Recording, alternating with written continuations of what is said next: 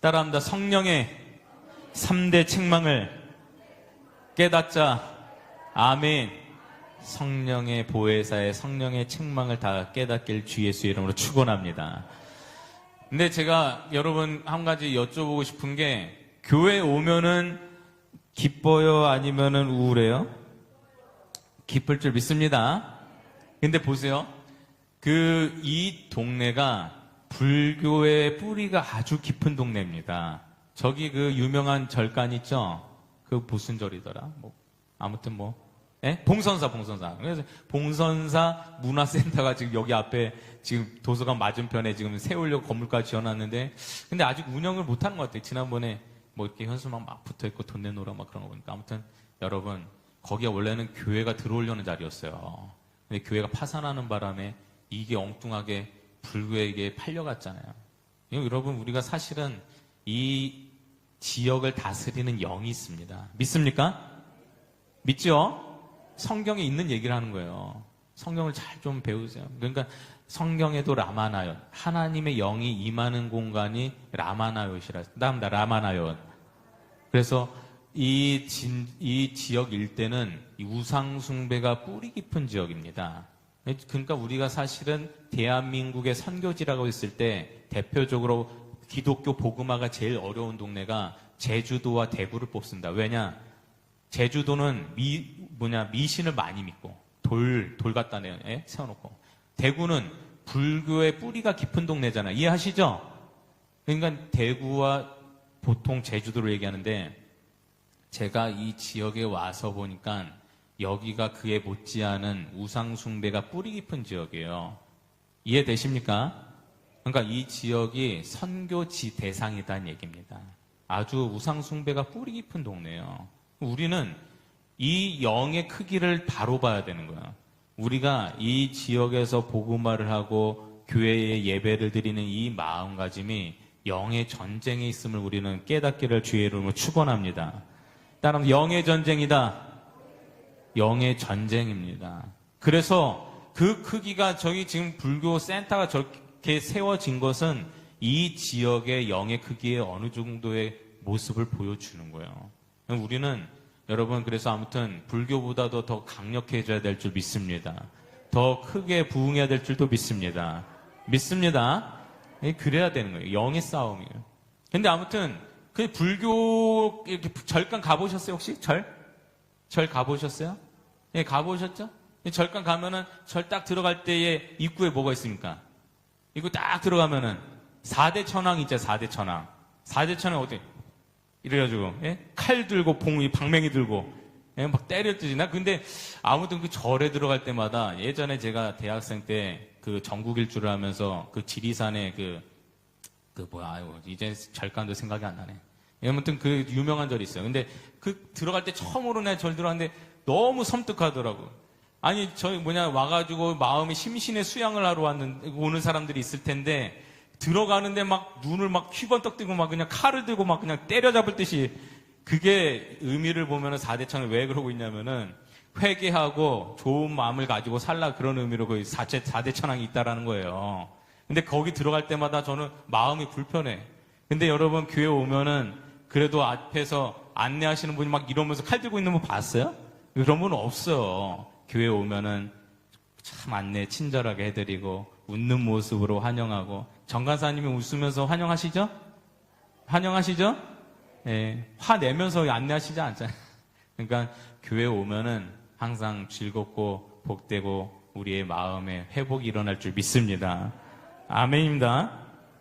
그래서 성령은 우리를 위로하시고 축복하시고 우리에게 기쁨을 주시지만, 그게 그냥 달달한 것으로 주시는 게 아니라, 우리가 항상 기독교는 반전의 종교요, 우리가 알 수 없는 길을 통해서 우리를 회복시키시는데, 따라합니다. 다시. 성령의 3대 책망을 깨닫자. 여러분, 책망 듣는 거 좋아요? 아니면 싫어요? 싫습니다. 잔소리 좋아요? 싫어요? 싫다니까요. 평생에 싫은 게 잔소리입니다. 저도 책망하면 좋을까요? 싫을까요?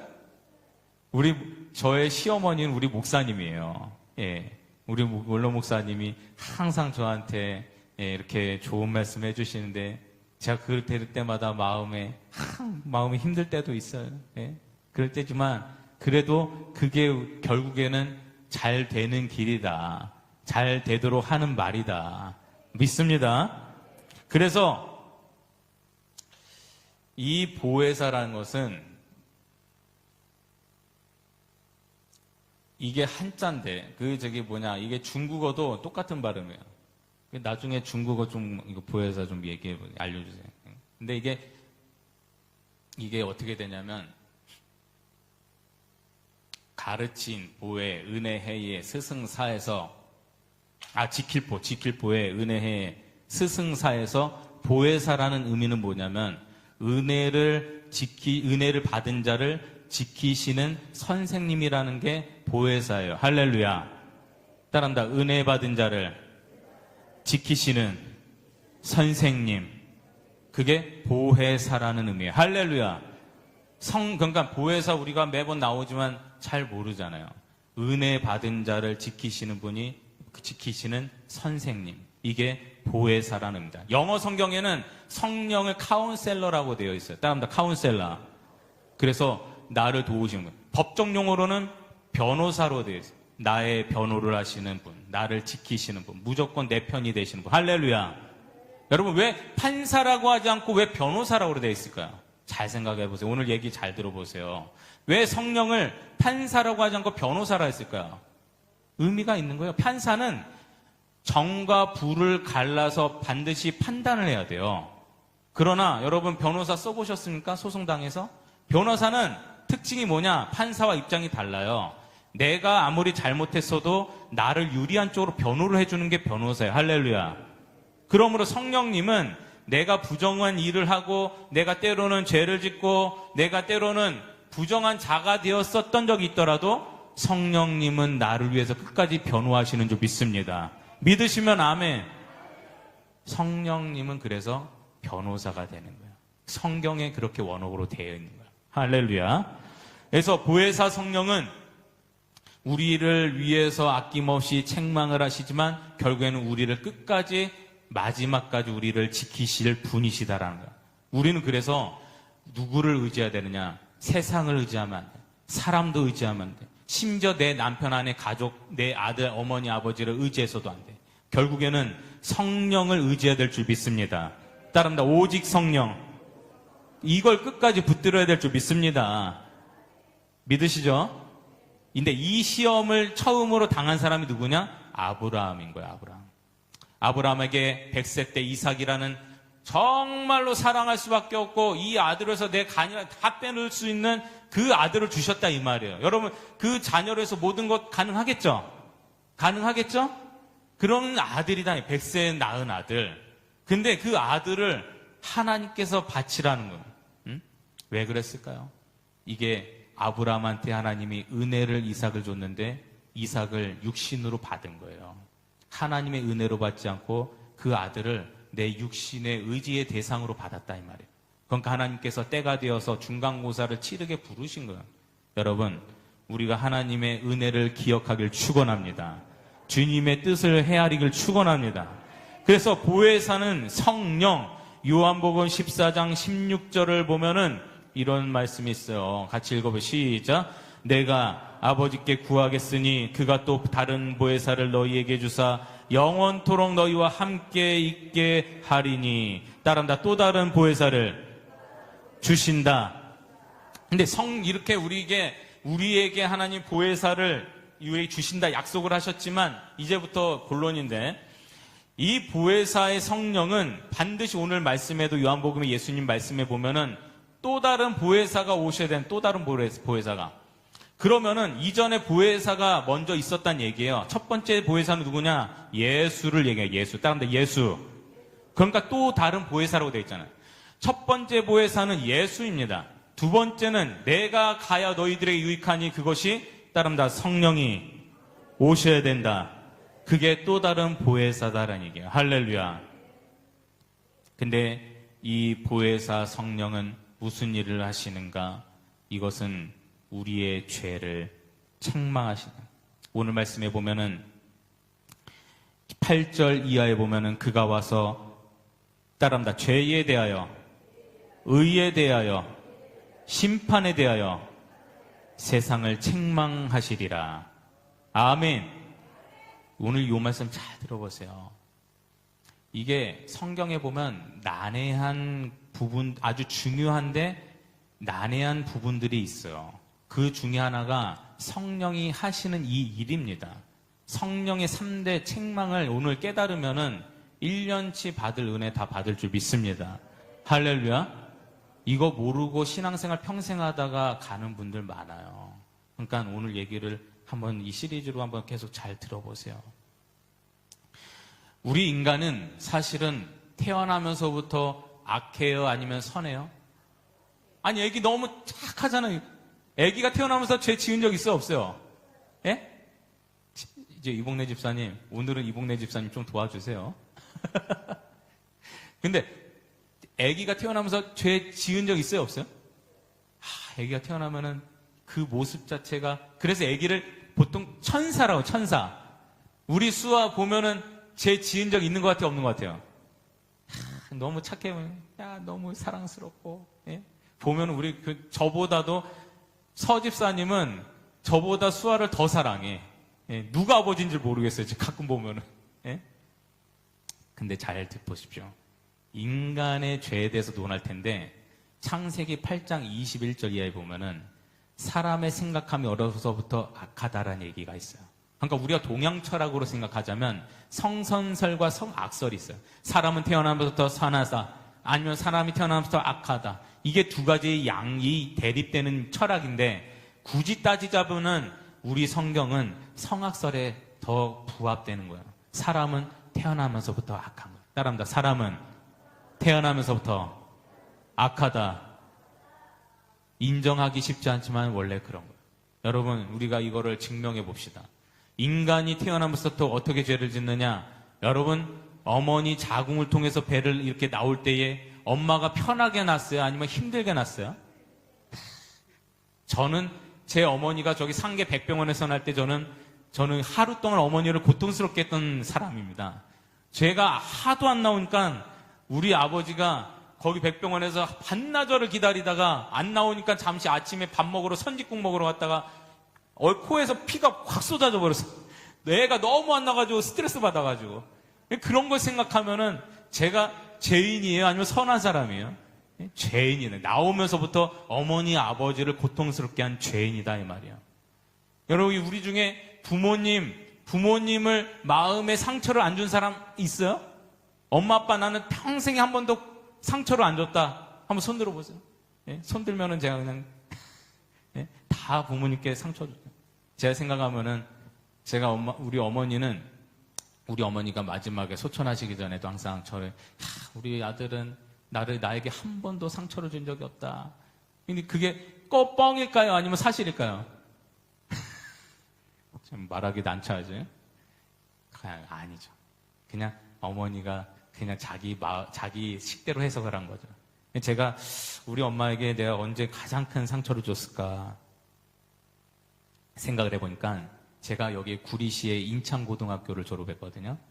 그때는 인창고가 괜찮았어요. 동아고랑 이제. 근데 지금 어떤지 모르겠는데 제가 이제 고2 때부터 이제 나름 이제 그냥 자기 혼자의 상상력에 빠져가지고 자기의 의에 빠져가지고 왜 대한민국 교육 현실이 이렇게 닭장 같은 교육 속에 나를 올가매느냐 이런 정의감에 빠져가지고 그래가지고는 그때 결국에는 고3 초에 한 번은 어머니가 차를 몰아가지고 정문 앞에 저를 딱 내려줬는데 제가 정문 앞에 내려가지고 교실로 들어간 게 아니라 교실 건물 뒤로 해가지고 담을 넘어가지고 그 길로 어디로 갔느냐? 제가 청량리로 갔어요. 청량리에서 새마을호를 타고 정동진으로 떠나버렸어요.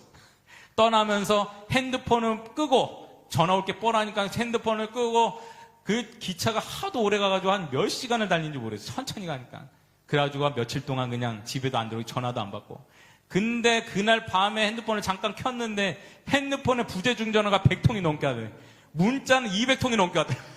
온 친구들이 그냥 문자 너 어디 갔냐 이놈아 이자스가 니네 부모님 와가지고 이제 교무실에서 울고 갔다 이놈아 너 뭐? 예? 문자로 난리가 오고. 근데 제가 좀 독한 데가 있거든요. 연락을 안 하고 그냥 그러고 있다가 며칠 만에 들어와가지고 그것도 금요일 저녁에 들어왔는데, 금요일 저녁엔 철야 있잖아요. 그때 맞춰서 들어간 거예요. 집에 안 계실 때. 가가지고는 집에 그냥 벌러덩 누워서 자고.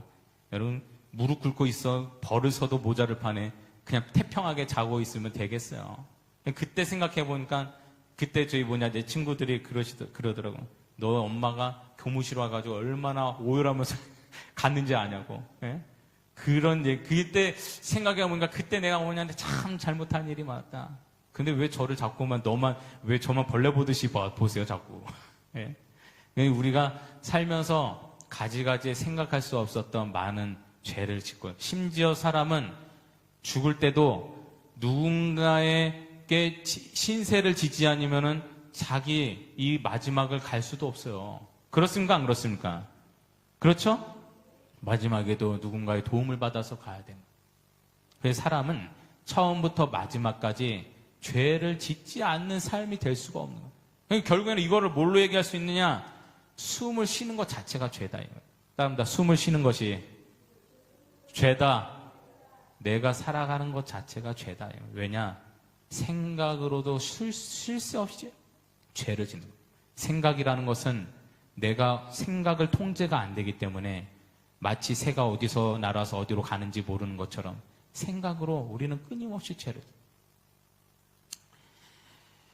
그런데 우리가 오늘 이 말씀을 통해서 우리가 헤아려야 될 것은 뭐냐면, 죄의 크기와 또 어떠한 것의 이 다름의 영역의 부분이 문제가 아니라, 우리가 이 죄라는 것을 우리가 오늘 새롭게 정의를 해야 되는데, 우리는 윤리와 도덕과 세상법으로 우리는 무엇이 죄다라고 자꾸 생각을 한 거예요. 이것이 죄다. 여러분, 살인이 죄예요, 아니에요? 살인이 나쁜 죄겠죠. 강도 죄예요, 아니에요? 죄입니다. 지금도 돌아보면은 막 엄한 사람들 괜히 때리고 그런 사람들이 있어요. 근데 잘 생각해 보세요. 성경이 말하는 죄가 뭔지를 우리는 깊이 생각해 봐야 됩니다. 따라합니다. 죄가 무엇인가? 죄가 무엇인지 깊이 생각해요. 성경을 보면은 영어 성경으로는 신이 이 죄입니다. 원어로 헬라어로는 하마르티아라고 되어 있습니다. 이게 이 죄를 논할 때 성경은 죄를 복수로 받아들이지 않아요. 죄를 단수로 얘기하고 있어요. 이 죄를 논할 때에 우리는 여러 가지, 우리는 살인도 죄요, 강도도 죄요, 여러 가지 윤리 도덕적인 것도 죄라고 다 얘기를 하지만, 성경이 말하는 죄는 뭐냐? 따라합니다. 죄는 크게 왜? 죄는 예수를 믿지 않는 것이다. 할렐루야. 믿으시면 아멘. 성경이 말하는 죄는 윤리와 도덕과 세상 법을 지키지 않는 것을 죄라고 하지 않아요. 오직 예수를 믿지 않는 것을 죄를 한다 이 말이에요. 그래서 요한복음 16장 9절 다시 한번 보세요. 요한복음 16장 9절이 정확하게 짚고 있어요. 같이 시작. 죄에 대하여라 함은 그들이 나를 믿지 아니함이요. 할렐루야. 죄는 윤리와 도덕과 세상 법으로 정의하는 게 아니에요. 오직 성경이 정의하는 죄는 예수를 믿지 않는 것이 죄다 이 말이에요. 그래서 하마르티아라는 이 죄라는 단어는 어떻게 여기냐면, 우리 한국이 양궁이 유명하죠? 예? 양궁, K양궁. 이 양궁에서 가운데가 10점인데 아무튼 간에 이 화살을 쏴서 우리의 이 지정이, 내 생각과 감정과 의지라는 나의 자아의 화살이 딱 발현이 되는데, 던져져서 하나님이 명하신 관역판에, 주의 뜻의 관역판에 맞지 않고 이것이 엄한 대로 날아가는 것이 죄다라는 것으로 하마르티아 죄예요. 할렐루야. 그러니까 우리의 생각과 감정과 의지라는 게 하나님의 뜻에서 비켜나가는 게 죄다. 이게 예수를 믿지 않는 죄다 얘기예요. 따라합니다. 죄는 믿지 않는 게 죄다. 아멘. 이제 아셨어요? 그러면은 물어보겠죠. 목사님, 강도짓하고 훔치고 피해를 끼치고 윤리 도덕적인 범하는 건 도대체 뭡니까? 이거는 죄의 열매예요. 죄의 열매. 그러므로 우리는 예수를 믿는 일에 있어서 우리는 철저히 우리는 이 관역판에, 주의 관역판에 우리는 우리의 지정의가 딱 꽂혀야 될 줄 믿습니다. 이해하시죠? 그래서 우리가 이 믿지 않는 이 죄가 인류의 모든 사람의 가장 큰 죄다라는 거예요. 근데 우리가 이 믿지 않는다라는 것, 예수를 믿어야 된다라는 것, 예수를 믿는다라는 것은 그냥 막연하게 믿는 게 아니에요. 따라합니다. 예수를 잘 믿자. 여러분, 예수를 믿고 교회를 다니더라도 어떤 사람은 대충 믿고 그냥 얼렁뚱땅 예수 믿고 따라가는 사람도 있지만 어떤 사람은 순도 높은 그런 믿음을 가진 사람도 있어요. 여러분, 하늘나라에서 하나님께 우리가 이 땅에서 믿는 믿음을 가지고 정말 하나님 나라에서 상급 있기를 주의 이름으로 축원합니다. 축복받기를 간절히 기원합니다. 근데 예수를 믿는다, 뭘 믿느냐? 예수를 믿을 때는 우리가 딱 우리는 신앙생활, 신앙은 실전입니다. 그러니까 구체화해야 되는데 예수를 믿는데 도대체 뭘 믿어야 되느냐? 따라합니다. 예수의 탄생을 믿고 예수의 따라합니다. 고난의 연합, 따라합니다. 고난의 연합, 죽음의 연합, 부활의 연합, 승천의 연합, 재림의 연합, 천년 왕국의 연합. 할렐루야. 예수의 생애를 정의하자면 이 7가지가 전부예요. 할렐루야. 따라합니다. 다시 탄생과 고난과 죽음과 부활과 승천과 재림과 천년 왕국을 믿길 주 예수를 축원합니다. 근데 보세요. 이게 예수를 믿는데 이거 그냥 우리가 성경이 길잖아요. 그러니까 개념화해서 이걸 정리를 한 거예요. 탄생을 믿어야 돼. 예수의 탄생을 믿어야 될 줄 믿습니다. 제가 이전에도 제자 훈련하다 보면은 교회를 다닌 지 오래됐는데 예수님의 탄생에 대해서 의심하는 사람들이 아직도 많다니까요. 그 얘기를 하다 보면은 저도 깜짝깜짝 놀랄 때가 있어요. 이 예수님께서 생각해보냐면 이 말입니다. 2000여 년 전에 이 땅에 오실 때에 예수님께서 나실 때에는 처녀의 몸에서 나셨다고 했습니다. 처녀의 몸에 성령께서 임해서 이 예수님께서 나신 것을 믿습니다. 여러분 믿으시죠? 믿지 약간 의심스러운 분이 있다가 저를 좀 오세요. 예? 같이 기도해야 돼.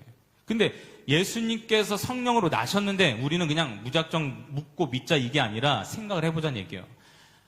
사람들은 왜 믿지를 못하느냐?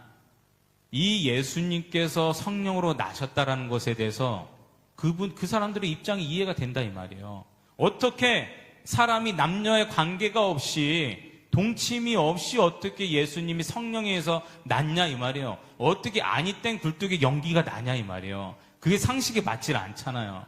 거기 예수님께서 마리아가 밤에 몰래 누구를 만나가지고 요셉을 만나서 애를 낳는지 어찌게 됐는지 우리는 본 사람이 없어요. 심지어 우리는 글이 이렇다라는 내용만 보고 그걸 믿게 된 거예요. 우리는 어디 회사에 가서도 누가 10만 원 저 지출했어요. 저 돈 주세요 하면은 영수증 내세요. 이게 상식입니다. 아니 영수증 증빙서류도 없이 돈 달라고 하면 그거 줄 사람이 있어요? 없다니까요. 그게 우리의 상식이에요. 근데 어떻게 예수님이 처녀의 몸에서 났다는 것을 아무런 증거도 없이 우리는 어떻게 그걸 아무런 증거도 없이 믿게 되었냐 이 말이에요. 이것 자체가 성령께서 우리에게 임하시지 않으면 도무지 믿을 수 없는 일이란 얘기예요. 할렐루야. 예수님의 살아계심의 모든 사역들의 순간순간이 믿어지길 주 예수를 축원합니다.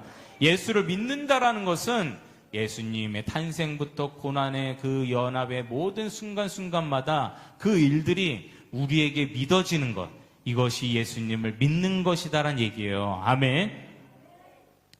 그래서 여러분 그 예수님의 이 고난의 연합, 이 고난 속에서도 우리의 삶에 주님의 고난이 있기를 주의로 축원합니다.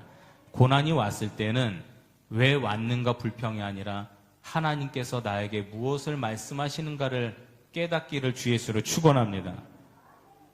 그래서 우리가 예수를 믿는다라는 것은 이 7가지를 우리 마음속에 담는 걸 얘기하는 거예요. 그래서 예수님이 우리를 위해서 십자가에 못 박혀 죽으시고 부활하신 이 모든 과정들이 구속사가 여기에 담겨 있다는 것. 따라서 주님을, 예수를 믿자. 예수가 믿어지길 주의로 축원합니다. 우리 그 찬양 한번 해봐요. 이 주 하나님 독생자. 이 찬양이 구속사의 찬양인 거예요, 사실. 우리 박수 치면 주 하나님 독생자. 주 하나님 독생자 예수를, 독생자 예수 날 위하여 오시었네. 내 모든 죄를, 내 모든 죄 용서하시고 죽음에서 부활하신 나의 구세주, 살아계신 주, 나의 참된 소망, 걱정 근심 전혀 없네. 사랑의 주, 내 갈 길 인도하니 내 모든 삶의 기쁨 주 안에서 거듭난 생명 도우시는 주의 사랑 참립 기쁨과 확신 가지고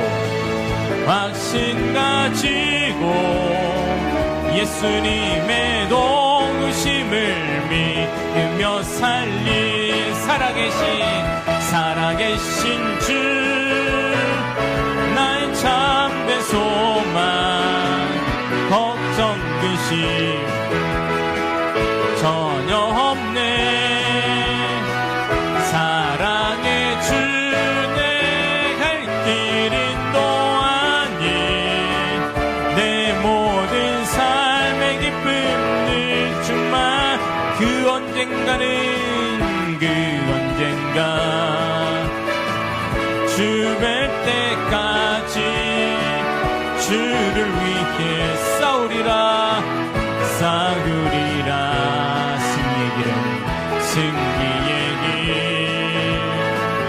멀고 험해도 주님께서 나의 앞길 지켜주시리.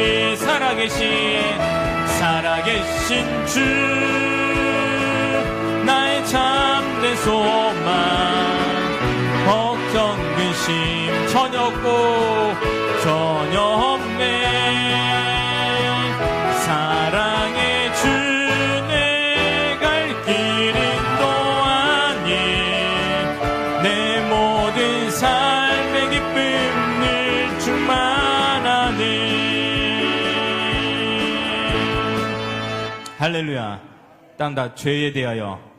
그래서 성령이 죄에 대하여 책망함이라는, 우리가 생각하는 죄가 아니라 예수를 제대로 믿지 않는 것 자체가 죄라는 얘기예요. 할렐루야. 그러니까 제발 좀, 하나님이 여러분에 그렇게 얘기하실 거야 아마. 아무개 권사야, 집사야, 목사야, 제발 좀 옛날 일 때문에 그 똑같은 걸 계속 그 고백하지 좀 마라. 귀찮아 죽겠다. 그때 나 다 용서했다. 할렐루야. 용서하신 줄 믿습니다.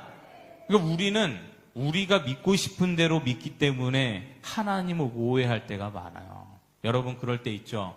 예전에 내 인생의 가장 큰 죄, 그것 때문에 20년 전에 그 죄, 그것 때문에 그때도 회개하고 19년 전에도 회개하고 15년 전에도 회개하고 주여 용서해달라 오늘도 회개하고.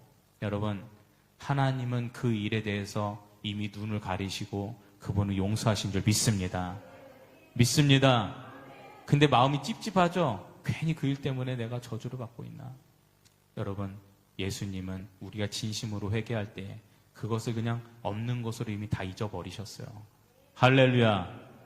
그래서 진정한 죄는 오늘도 내가 성령과 예수를 의지하지 않는 것 자체가 큰 죄란 얘기예요. 그러므로 예수님의 생애에 우리가 이 생애를 반드시 내 삶에 다 녹여내야 될 줄 믿습니다. 예?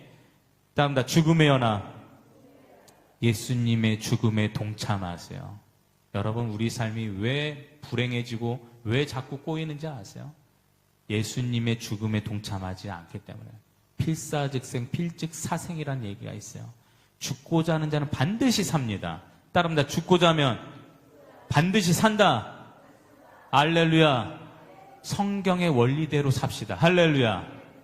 인간적으로 막 발버둥 치면서 살려고 하면은 살려고 할수록 늪에서 깊이 빠져버려요. 그러니까 예수님께서 장렬하게 하나님께서 너가 인류를 위해서 뭐든 대속해야 된다 하셨을 때 예수께서 그것을 부인하지 않으시고 자신이 그냥 십자가에 당당하게 못 박히셨잖아요. 장렬하게 죽으셨잖아요. 그러니까 죽은 것으로 끝나는 게 아니라 죽고 나서 사망의 권세를 이기고 죽음을 이기고 결국엔 세상의 죄를 이기신 예수께서 부활하신 줄 믿습니다. 승리한 줄 믿습니다.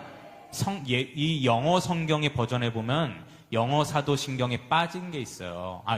한글 사도신경에 빠진 내용이 있어요. 그게 뭔지 아세요? 예수께서 죽으시고 사흘 동안 어디서 계셨을까요? 그 고민해 보셨어요? 예수님은 전인적 인격체예요. 그러면 예수님이 죽으셨다 이 말이야. 죽으셨으면 그 영혼이 어디 있었냐 이 말이야. 영이 도대체 어디서 그럼 무덤에 계셨을까요? 영어 사도신경에는 사흘 만에 죽으시고 지옥에 가셔서 그가 사망 권세를 이기심을 선포하시고 다시 살아나셔서 할렐루야 할렐루야 지옥에 가서 이 악한 마귀 새끼야 내가 죽음을 이기고 내가 승리했다 이 승리를 선포하고 이 땅에 부활하신 줄 믿습니다. 이게 한글 성경에는 빠져 있어요. 사도신경에. 그러므로 우리 삶에 내가 진짜 죽겠다. 더 이상 항복이다. 그래가지고 정말 이 어둠의 터널에 깊이 빠진 사람들은 교회는 자살하는 사람들, 가룟유다처럼 자살한 사람이 있는데 여러분 절대 그런 생각하지 말고 결국에는 예수님의 죽음에 우리가 연합이 되어서 나를 위해서 죽으신 예수를 묵상하면서 나를 통해서 다 반드시 빛이 되고 소금이 될 영광스러운 인생을 다시 주실 것을 기대하면서 다시 부활하길 축원합니다. 부활하길 축복합니다. 될 줄 믿습니다. 믿으세요. 반드시 승리할 줄 믿습니다. 그래서 우리가 이러한 예수의 연합이 이루어져야 되는 거예요. 그러니까 우리가 교회 와가지고 주일 예배 때 그냥 우리가 감정적으로 취해 있으면 안 되는 거예요. 지적인 충만함이 있어서는 안 되는 거예요. 그러니까 출애굽기의 말씀에도 보면은 이스라엘 백성들이 애굽에서 탈출할 때에 성경에 뭐라고 되어 있습니까? 탈출하기 전날 밤에 어린 양을 잡아먹으라. 어린 양을 잡아먹는데 상세하게 성경이 알려주고 있잖아요. 너희들 마음대로 먹지 마. 어린 양을 잡아먹되 그 내장과 고기 덩어리를 불에 구워 먹으라. 땀다. 불에 구워 먹으라. 불에 구워 먹으란 얘기는 이 양의 모든 내장과 이 몸의 덩어리들은 다 우리의 지정의를 얘기하는 거야. 내 지식과 감정, 의지를 얘기하는 거야. 이 모든 것들을 행할 때에 반드시 세상 사람들처럼 행하지 말고 결국에는 성령의 불의 도움을 받으라. 성령의 불이 임해야 된다. 할렐루야. 성령으로 행해야 될 줄 믿습니다. 지식을 행할 때도 성령이 도우셔야 될 줄 믿습니다. 안 그럼 무신론자 돼버려요. 무신론자 된다고. 저기 국회에서 지난번에 인권위원회 그분 청문회 할 때에 저기 일산에 그 이상한 이름 까먹었는데 그 민주당 국회의원 그 사람이 그분이 청문회 받을 때 안창호 분인가 아무튼 이름이 그분이 교과서에 진화론이 있으니까 반드시 창조론도 들어가야 된다 그 말하니까 그 국회의원이 뭐라 했습니까? 당신은 기독교 탈레반이야. 탈레반. 어떻게 창조론을 넣을 수가 있어? 그 사람이 심지어 그 국회의원이 미국에 유학 가가지고 장로교 신학교까지 졸업한 전도사 출신입니다. 우리는 우리의 지식을 너무 신뢰하면 안 돼요. 하나님의 성령의 불이 우리의 지식을 도와야 될 줄 믿습니다. 할렐루야. 감정을 너무 신뢰하지 마세요. 저는 지금 대한민국 한국교회가 참 문제라 생각하는 부분 중에 하나가 뭐냐면 항상 얘기 드리지만 우리가 이전에 이 어르신들의 이 한 대한민국에 흘러온 이 복음의 영이 계승이 안 된 게 가장 큰 문제예요. 제가 항상 얘기 드리잖아요. 왜 다음 세대가 이게 계승이 안 되고 고등학교 졸업하면 교회도 졸업한다는 말이 있겠어요. 내 부모와 이 앞서가신 어르신들의 이 성령과 신앙이 계승이 안 되니까 그래요. 안 되니까. 우리는 이 성령의 끊어진 대를 다시 이어가야 될 줄 믿습니다. 계승을 해야 되는 거예요. 이 민족의 문제를 해결하려면 성령이 다시 계승이 되는 것밖에 답이 없어요. 따릅니다. 주여 성령을 내려주시옵소서. 아멘입니다. 내 감정을 너무 의지하지 마. 감정을 십자가의 못을 박아버려야 돼. 내 지식을 십자가의 못 박아버려야 돼. 바울이 고백했잖아요. 내 삶의 모든 이 과거는 내가 십자가에 못 박았나니 이제는 내가 산 것이 아니요 내 안에 예수께서 사신 것이라. 할렐루야. 바울만큼 여기 뛰어난 사람이 있습니까? 없어요. 근데 왜 내 지식과 감정과 의지를 자꾸만 주장하냐. 바울도 자신을 부정했는데 우리의 알량한 지식을 십자가에 못 박아버리고 내 감정과 자존심을 못 박아버리고 내 기쁨 너무 기쁘면요 세상으로 뛰쳐나가요. 못 박아버려야 돼요. 내 슬픔에 잠겨 있으면은 예수 부인해버리는 다 필요해. 못 박아버려요. 여러분 분노와 우리의 화도 다 십자가에 못 박기를 주의 예수 이름으로 축원합니다. 따라합니다. 못 박자. 내 자아를 못 박을 때 내가 죽는 게 아니라 내가 사는 역사가 일어난다 이 말이에요. 할렐루야. 이 기적을 좀 경험해 보세요. 그러면 신앙과 삶에 대한 관점이 완전 눈이 열려버려요. 할렐루야.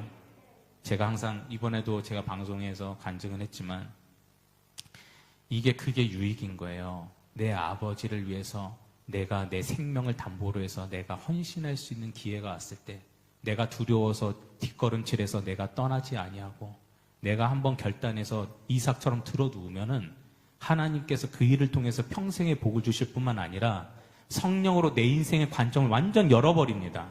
할렐루야. 그 다음부터 죽는 게 두렵지 않아요. 왜? 그 이후에 주실 복이 분명히 보이니까. 할렐루야. 우리의 가문에 다 복이 열리길 주 예수를 축원합니다. 복이 임하길 축원합니다. 그래서 예수를 잘 믿어야 되는 거예요. 그냥 예수를 잘 믿자가 아니라 이 예수님의 생애에 우리가 다 연합이 되어서 이걸 따라가면은 우리의 삶과 우리의 가정과 직장 사업장의 모든 문제가 해결될 줄 믿습니다. 그러므로 어떻게 믿을 것이냐? 지정의를 못 박아야 되는 거예요. 따르면 지정의를 못 박자. 지정의를 못 박아야 되는 거예요. 이게 쉽지가 않아요. 우리는 어제도 내 지정의가 막 살아 넘쳐가지고 하나님의 말씀은 뒷전이고 그분의 세미한 음성이 우리가 듣지 못할 때가 있어요. 저도 마찬가지. 그럴 때마다 내 감정이 막 나를 혼란스럽게 하고 내 지식이 막 나를 사로잡을 때에 하나님의 세미한 음성이 들리지 않는다니까요. 그럴 때마다 주 앞에 무릎을 꿇어 기도하는 우리가 되길 축원합니다. 세미한 음성이 들리길 축원합니다. 그래서 우리는 내 주장을 버릴 때 하나님의 음성이 들립니다. 우리의 주장이 지정의가 앞서면 하나님은 근심하게 되는 거예요. 에베소서 4장 30절에 보면 이런 말씀을 같이 한번 읽어보세요. 하나님이 이렇게 생각하신다니까. 시작. 하나님의 성령을 근심하게 하지 말라. 그 안에서 너희가 구원의 날까지 인치심을 받았느니라. 따릅니다. 성령을 근심케 하지 말자. 이 말씀 많이 보셨죠? 근데 성령을 근심케 하지 말자는 게 도대체 무슨 말일까요? 성령님이 근심하면은 직통계시로 내가 너 때문에 지금 속이 많이 상하다 이렇게 얘기하세요? 그렇지 않아요. 그거는 천에 하나 만에 하나 생애 하나에 한 번 있을까 말까 하는 일들이에요. 하나님은 제사장을 통해서 목사님들과 멘토를 통해서 말씀하시는 거예요. 할렐루야. 믿으시길 축원합니다. 보통은 아마 얘기를 성령을 근심케 하지 말라는 말에서만 딱 끊을 거예요. 왜냐하면 그 이유는 시험거리가 되니까. 제가 여러분의 감정을 생각해서 이렇게 얘기를 드릴게요. 성령을 근심케 하지 말라는 어떻게 적용이 되어야 되느냐? 목사님을 근심케 하지 말라는 얘기예요. 따라합니다. 원로 목사님의 따라해봐요. 원로 목사님의 마음을 근심케 하지 말자. 믿으시면 아멘. 이 얘기하는 거 어렵죠? 시험 들까봐. 보통 이 전에서 얘기를 끝내요. 알면서도 얘기하기 어렵습니다. 그러면은 말씀은 항상 신앙의 적용이에요. 삶의 실전입니다. 성령이 얘기하실 때는 기름 부으심의 제사장을 통해서 얘기를 할 수밖에 없어요. 그러므로 원로 목사님의 마음에 이미 저러면 안 될 텐데라는 근심이 오면은 그건 성령의 근심으로 받아들여야 되는 거예요. 그래야 우리의 삶에 유익이 있을 줄 믿습니다. 믿습니다. 그렇지 않고 성령이 근심 아니지 우리가 도대체 어떻게 할 수 있겠어요? 알지 못해요.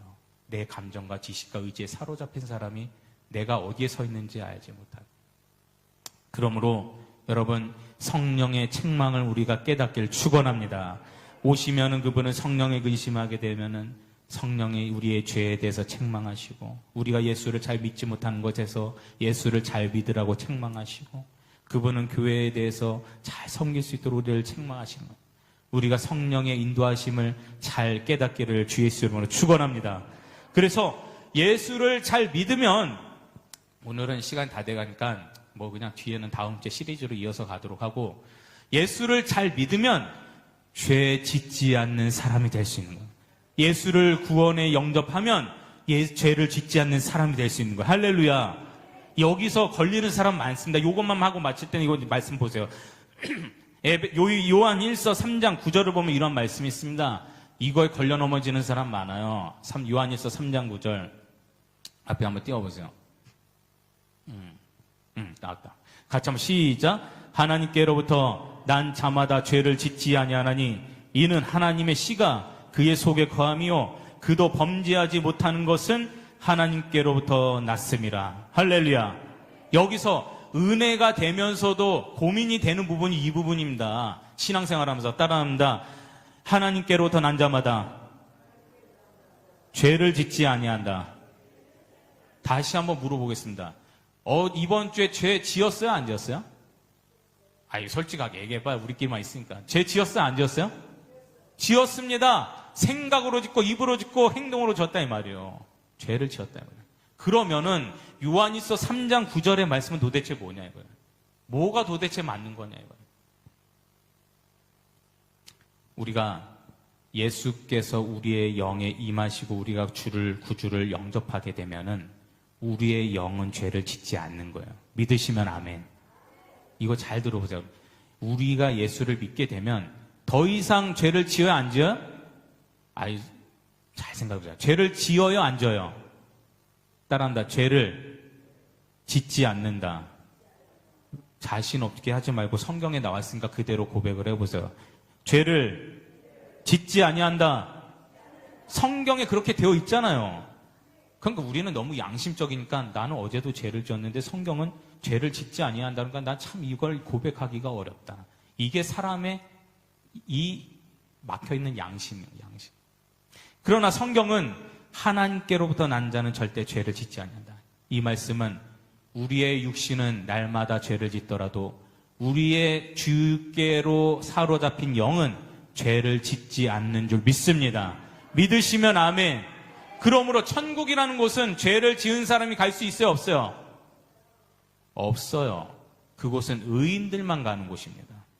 그래서 하나님은 우리의 육신은 부패하나 우리 영이 주를 영접했을 때 죄 없는 자 의인의 모습으로 천국으로 인도하시는 줄 믿습니다. 할렐루야. 그러니까 사탄이 우리한테 맨날 신고하는 거 고발한다니까요. 여러분들 이거 계속 살면서 이것 때문에 고민했을 때 많았을걸요? 사탄이 기도할 때마다, 교회 올 때마다, 야, 너 아침에 싸웠잖아. 어제 너, 싸웠잖아. 어제 막 욕했잖아. 훔쳤잖아.